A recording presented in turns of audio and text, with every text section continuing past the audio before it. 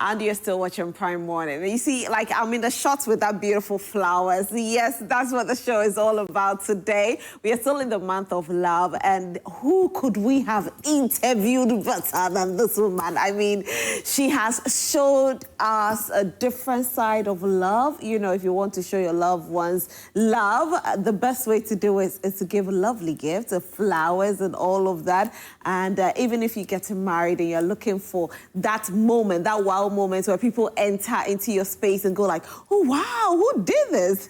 Guess what? This woman has done it for many, many, many people. She has given many lasting memories. She has actually done so much. And I want you to take a look at the profile video of Madame Afi Amoro. Amoro is the CEO of Jandel Ltd, a leading event planning company in Ghana. She initially worked in public service for 17 years. She holds an honorary professorship from the Academic Union, Oxford, UK. In addition to her credentials is an MBA in Human Resource Management and a first degree in Business Administration. She also has a diploma in Public Administration, a certificate in Event Planning, Floral and Balloon Artistry, and a certificate in Business Administration and Corporate Governance from Harvard Business School 2018. Afi Amoro is passionate about event styling and management business and endeavors to pay attention to detail, thus decorating and creating with the help of an awesome team who have played very major roles in some of the most iconic jobs in the country. Her remarkable drive has won her many accolades both in the event industry and other social impact interventions.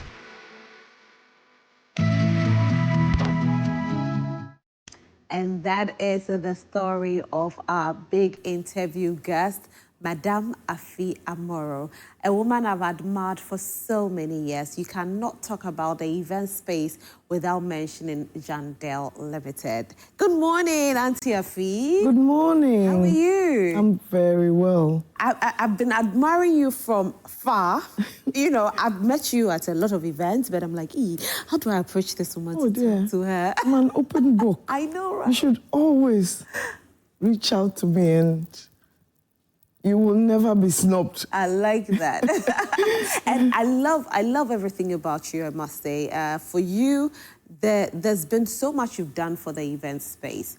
And event has evolved because of you. I'll say because of you, because when you started, event was different. You know, we used to go for parties, weddings, and everything was regular. And then you came, especially with your floral arrangements, with the whole lighting setup, with the smoke effect and all of that. And then, you know, when you ask, say, Jandel, and your signature is different. Now, you were actually doing something else before you even came into the event space. And so how did it all happen for you? How did the transition happen? And why did you even decide to do this? Okay.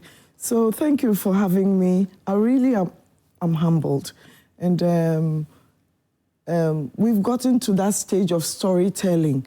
And I have told this story a gazillion times. But I always say storytelling has got a certain finesse and a certain drive that every story, that same story, can mean different things to different people. And that's exactly how it is in the Bible. You can read Psalm 91 today, it means different for you. That same Psalm 91 will mean something different for you again. So my story I have told, I started as a secretary in the public service. I was working, as soon as I was 20, I finished my secretarial course and I was taken to the castle under Hila Liman. So it was just 1 month into our stay, our beginning of work in the castle, that the coup came. So our whole life changed because, you know, everybody had to be sent home, and then we were brought back with guns, you know, in the front of the castle. Anytime you are coming in, you are palpitating. It was a very, you know, I wouldn't say difficult, but different situation. And gradually we became used to that, and we started working with the soldiers and knowing how to work with them in that volatile situation. It wasn't easy, because when you are supposed to be in bed, you are actually working, and you have curfew times, and they had an armor car called the Pinsgua. So the Pinsgua will take you home at, say, 1 a.m., and then you get picked up around 6 a.m. So your sleep, I mean, that taught me a lot of resilience, and it has actually helped me in my future life. And at that time, you were 20? I was, so between the ages of 20 to 23, because that's when it happened, and that's when it was very volatile. But it began to calm down as people were more conversant with the situations in which we found ourselves. But it was a learning tool, and I met so many wonderful people along that value chain that I'll never forget. Yeah. And then after that, you decided, let me do what I'm passionate about. Actually, I just, it was a hobby. Yeah. I picked flowers from my mother's garden, and God bless her soul. May she continue to rest in peace. Mrs. Justina Abla Jackson, the love of my life. So she loved flowers. So she had a lot of flowers in her garden. So I just started picking the flowers and doing flower arrangement for my boss. You know, I'd put it on his cabinet. And he began to love it, you know. So at that time, every Friday when he's going home, then he will say, Afi, take this as a kalafia. But later on, I realized that he was actually paying for his flowers. Then one friend of his came in and asked that, oh, these beautiful flowers, I would like one in my office. And he said, you have to pay for it. Because he was secretly paying for his, yes. So he charged him, and he said, oh, bring one. And since that time, I haven't this. And I want to thank these stalwarts in my life who made it possible to see a certain dream that I hadn't even perceived myself. I dedicate this show to Mr. Beba Komensa. He used to be the secretary to the president, but then he was a chief director. And then the late Pakwesi Mr. Arthur, who was the person who bought my first flower. Oh, wow. Yes, I dedicated to them. And I haven't looked back since. Because haven't? I worked with Uncle Beb, we lovingly call. I worked with him for about 8 months because I had applied to go to the university. So when I left to the university, I realized that I could get money from these flowers to supplement my income as a single parent. You know, I had 2 lovely children I had to fend for. So it became something that I grew. I read around it. So it was not something that I was trained as a florist, no. But the demands now were dictating my direction. The direction. Yes. And you know, we had a conversation before we came on air. Yes. And there's something that you said. You said, I want to make sure that I impact so many lives that when I'm gone, people won't cry, but rather will celebrate what I left behind. Thank you. Because I want to leave it in the hearts and in the doings of human beings. Things that they will not forget. Things that they will use to enhance their life, to better their skills, and to better society, the nation, and Africa as a whole. Yes. And you've done so well with it. Yes. And you're so passionate about Pan-Africanism as well. I am a Pan-Africanist to the bone because the more I read and about, I don't want to go ballistic, but we have been hard. in Africa. Hard in quotes. And it's about time that we really wake up. But I'm very enthusiastic and I'm very passionate seeing the trends that are going on now, because the youth are now imbibing their culture, their way of dressing, their, accessorizing and everything. In the music, back in my day, you wouldn't be caught dressed in an intama because then you are in Koso or you are bush. To wear African print, taboo.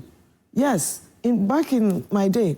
But this time, people wear it with pride. Yeah. And it's so beautiful just to see it evolving. And people, back in my day, were doing the James Brown, Michael Jackson, and things. Now we are celebrating our Shatawales, Stone Boys, Wizkids, and all the people across Africa that are making a difference. The names you are mentioning, you are hip, pal. Charlie, I'm very current. I like that. I'm current because I'm working with young people. Yeah.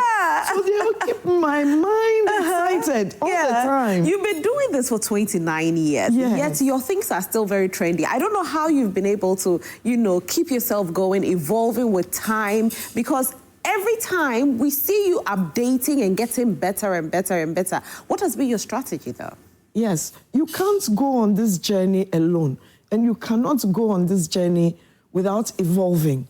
Otherwise, you become stale, because you are in a creative space. Right. And creatives, people who deal with creatives do not have patience to be doing the same old thing. So you have to study around it. But I have been extremely lucky. It got to a point when my daughter had finished, my first daughter had finished Legon, and she decided to come and join the business. Yeah. Now, this is very interesting, as I tell you. I came in with a certain tier of customers who were around my age group or older. Then my daughter comes in with her tier, who came and then started saying, you've got to do social media. And back in the day, I didn't even want people. I just wanted to operate in the dark. Yeah. Make my money in the dark. But then they started pushing me. No, you have to go on Instagram. You have to go. The company has to go there. So my daughter spearheaded it with her sister, Edinam. Thank you. And they developed our websites and all that kind of thing. Wow. And then my daughter went into interior decoration. And then when the younger daughter also finished university, she also wanted to come and help in the... So she is a creative through and through. Okay. Please, I do not take too much credit for some of the things you are seeing. It looks like 90% is her. Oh, wow. Jeanette, yes. Jeanette Dia. That's amazing. It's so comforting because I can rest and know that I've got two awesome people who can step in the shoes and really do the work even better than I am doing, because they are current. They know what is trendy. And I also read. I'm an avid reader. So I don't like to be left out. So I also keep up with them. But it's them. It's Jeanette, yes. It's Jeanette and... She's a creative. Okay. Because Della does not have the temperament for events. Because, events... you do a whole event now. You start with decor and all of that, but now you do full events. Yes, but the back office is tumultuous, very rocky, and especially when things are going wrong. Della will faint in a minute because she can't stand it. But Jeanette and I, we have the resilience to, look back at the situation and then see how this thing... So she's more cut out for interiors, gifting, and all that. Yeah. But she's still a director of the company, and she comes to put in her 2 pence. Okay. But most of it is Jeanette and our amazing team, our indomitable team. team. Yeah. Amazing. Yes. Yeah. So for you, which has been your most difficult project yet? That when you look back, you say, I was able to overcome this one.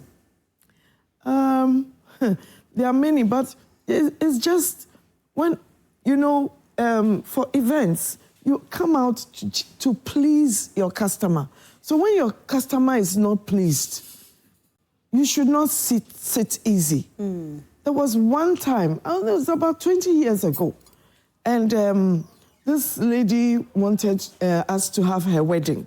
I'm just talking about just that one, this thing, because that's the one I can just remember. And she wanted us to have her wedding. And she was so excited. She wanted yellow, she wanted all these flowers. And that week, there were no flowers. You know, she wanted some of these roses and other. There were no flowers in town. And I hadn't started importing flowers then. And then we said we're going to do the church for her to come and look at.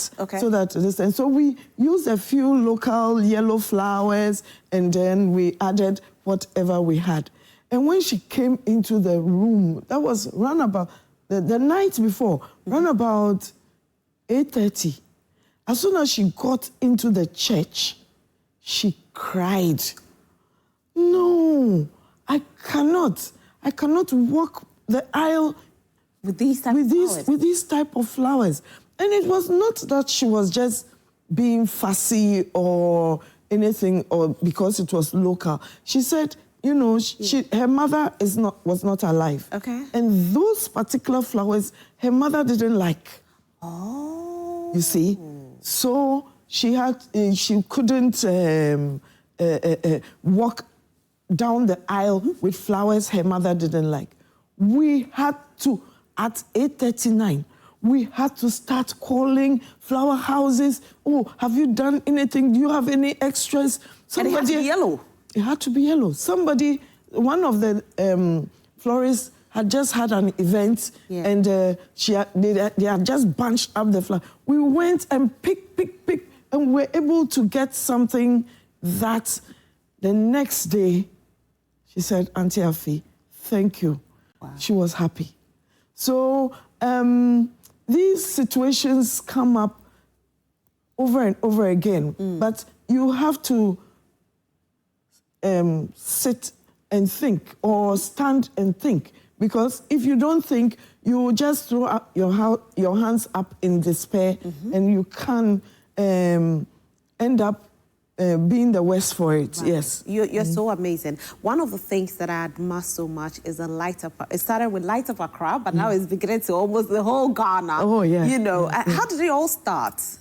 Well, it started from an inspiration. Over the past, I would say, 10 years, I have been studying, you know, Christmas in various parts of the world. And really, Christmas is a big deal. It is. Christmas is a big deal for the spiritual part, and then it's a big deal economically. So you find out that Christmas is being spent or is being celebrated in countries such as Russia, such as China, such as Dubai, where they're predominantly not Christian. I think Dubai had the biggest lighting event this year. Yeah. It's for the economic value of what Christmas brings onto the table. And so I looked at it from that point of view, and I looked at it from the beautification, because lights give hope. Yes. Light gives direction. Light gives you faith that it's going to be well. So, and when I see when I use lights in my decorations, how it lights up people's faces when they come in to the space. So I said, if my aim was not really for corporate bodies who, it was just the inside of their houses, I was already doing that for this, but I wanted people to experience it in public places. Right. That's why I chose roundabouts and public places that, you know, you don't have to pay money in order to enjoy that. And it's a beautiful one, I must say. It's so beautiful. Every Christmas, I'm looking forward to it. Yeah. But then you finance it yourself as well. Oh, the first one was crazy because I did, you know, a proposal. And it was difficult to get a buy-in from the corporate bodies because I felt that government had a lot on their plate already, so there was no need for me. I mean, I know that if I pitch, I wasn't going to win anyway. So let me try with the corporate bodies and see how they could buy in. Eventually, it was only Standard Chartered and EcoBank, the two of them, and I thank them so much. They put in some money, but I saw the money, and I saw how much I would be needing. And so all the work Jeanette and Della did around Christmas, or we did before Christmas, I just collected all that money and put it on the streets of Accra. Huh? From Aqua J to Ridge Runabout. I had canoes, I had lorry ties that are done in a Christmas tree form. I tried to Ghanaianize it, and it just coincided with the year of return. So it was a boom, you see, but it was not intentional, because I had been knocking on doors earlier. So I thank the mayor, the then mayor of Accra, who bought into the idea and then gave me a comfort letter to go around the corporate bodies. But once everybody saw the public, the social capital, because at that time, at Ridge Runabout, the cars would line up all the way to Ridge Hospital, all the way past Carl Bank, all the way to International, just to come and take pictures in that runabout. So and just to see the children with that smile, and joy, happiness. You know. And Jeffy, which year was this? That was 2019. 2019. Yes. So it's about 6 years. Yes. Yes. Now, talking about this, 2019, yes, the corporate body gave you some amount of money. But how much did you invest in it as your personal money? Oh, close to $1 million, between 800,000. Yes, Ghana cedis, because all the money, as soon as they made any money, I'll just collect it, because... And you did it for Ghana? Yeah, I did it. But I also did it as a marketing tool. I love that. And it worked. Sometimes you've got to give to receive. Not that sometimes. Every time. Every time. There has to be an exchange. You give, you receive. If you keep your hands tight-fisted, how is somebody going to put anything in there? Wow. So I decided to, do this, and it has paid off. Through that, a lot of people have earned their daily bread. And I was going to say that. We have transferred knowledge in showing people. We do all the builds here. The only thing that we import are the lights.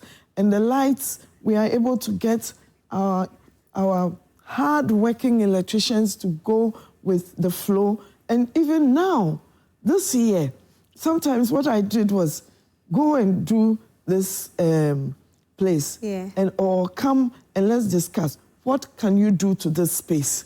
So I'm training them. So you use only Ghanaian artisans? Ghanaians. Ghanaians. Because I believe that we have to grow our own people. And now the labor force must be strong. Great. And now you've made your money back too. Because we are expanding, still we have to, and then, these lights need replacement on a regular basis. I wouldn't say that I am swimming in it, but it was much better than 2019. That's what I can say. I think 2025 will be very huge. I don't know why I feel like that. It is. But I think it will be so huge. It will be like a talk about event. And it's not just Ghana that's going to be talking about it. Almost the world will be talking about it. And people will travel just to experience our Light Up Ghana. Watch this space.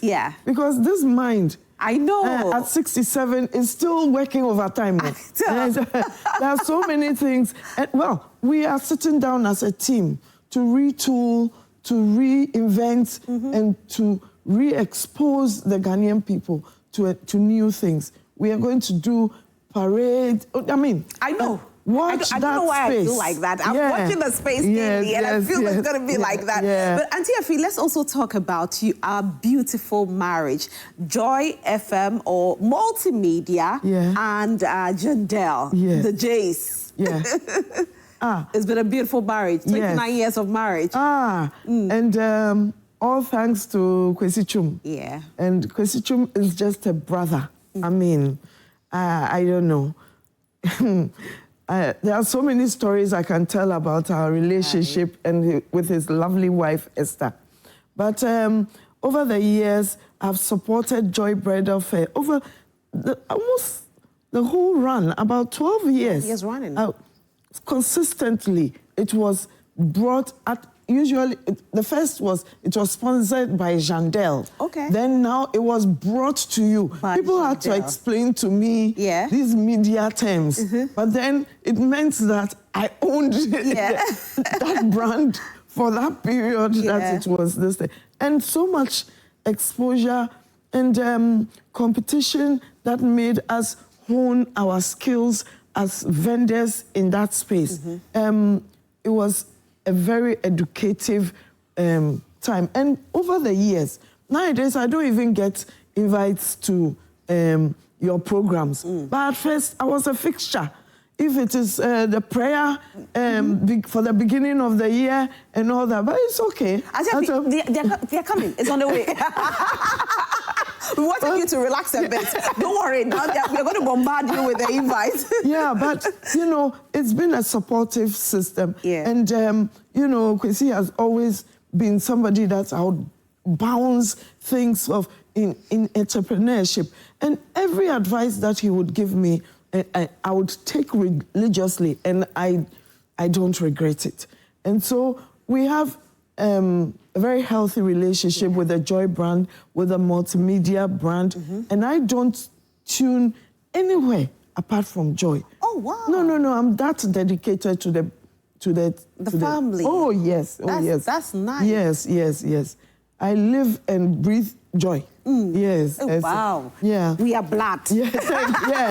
Yes. And may we continue to, you know, collaborate as we have done. We will. Now, there are so many young people who have now ventured into the space because of you. That's the truth. Oh, really? And I know some of them walk up to you to tell you that I've just started doing this because of you. Oh, they did. And, you know, there are so many challenges that you have faced, but some people, you've told us a few, but some people also, you know, are going into it, and we just want to educate them. What are the major challenges that you face in this space? There are three major challenges. Access to funding, because most banks do not actually appreciate this as like a viable business. It is now that they are beginning to look at it. And then logistics and logistics management.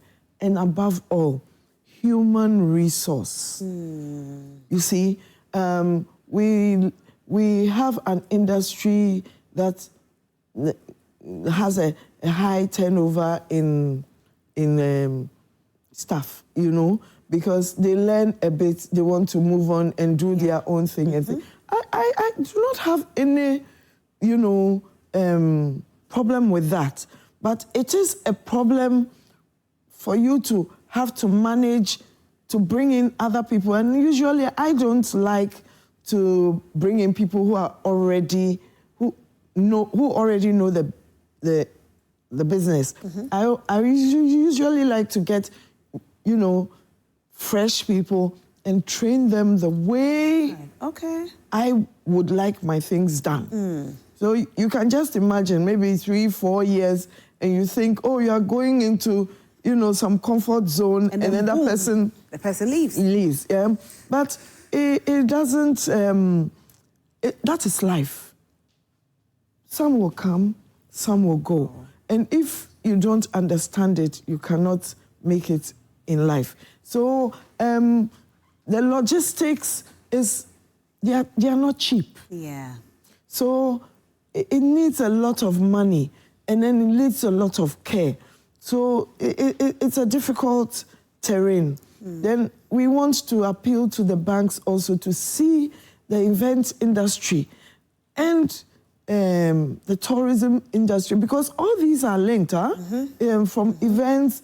You know, when the tourists come, we organize the events for them to have the experience so that they come back again or recommend other people to also come and experience it. So it's very, very important that we get our act right in that space. And I happen to be the acting board chair for the events, meetings, programs, Association of Ghana, and a patron for EVAG, for that's Event Vendors Association of Ghana. In all this, we try to do training to help them to keep their books and all that kind of thing, so that the industry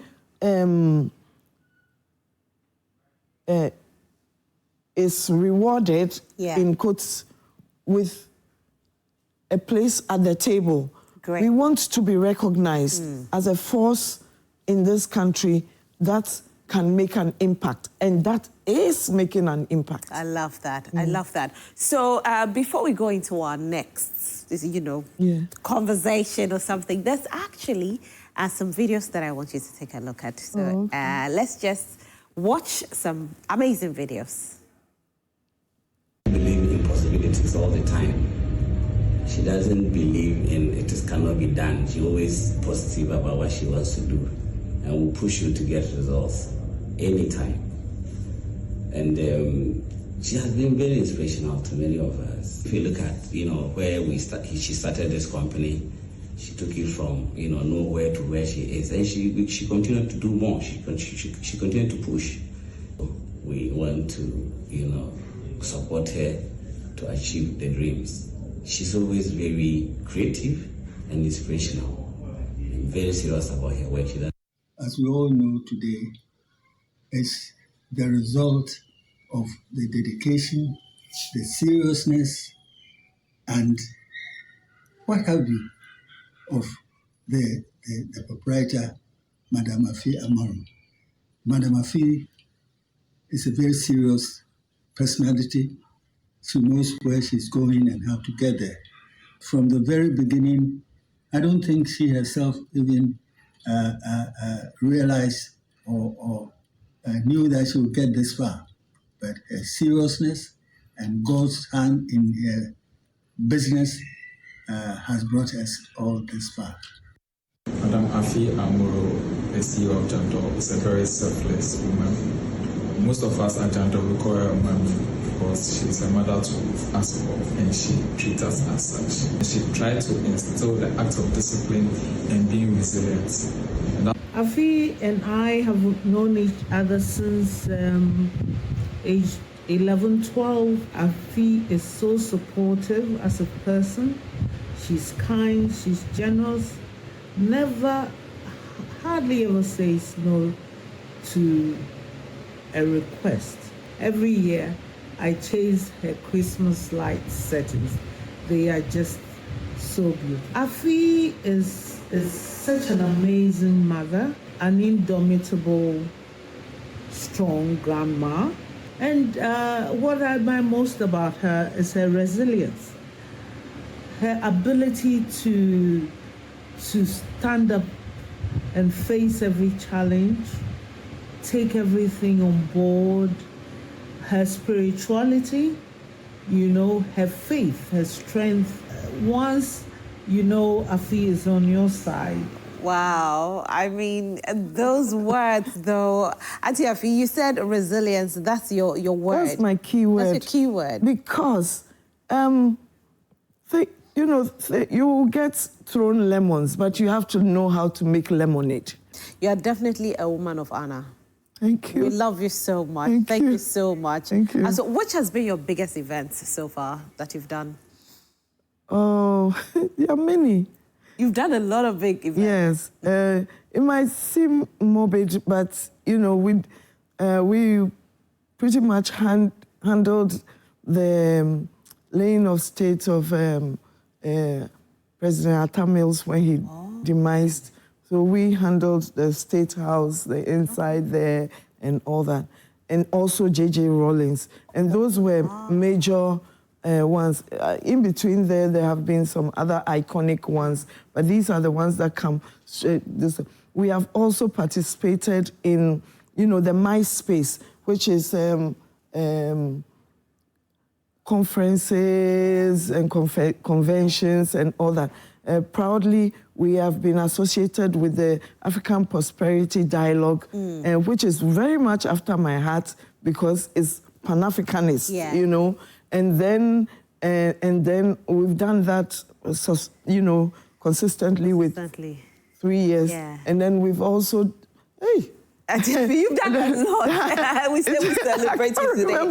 Thank you so much for being here today. We are so grateful, and your flowers are beautiful. Unfortunately, we have to end the conversation. But listen, this has been one of my best interviews ever because I admire her so much. Thank you all so much. And thank you, producer, for bringing Auntie Afi to our set today.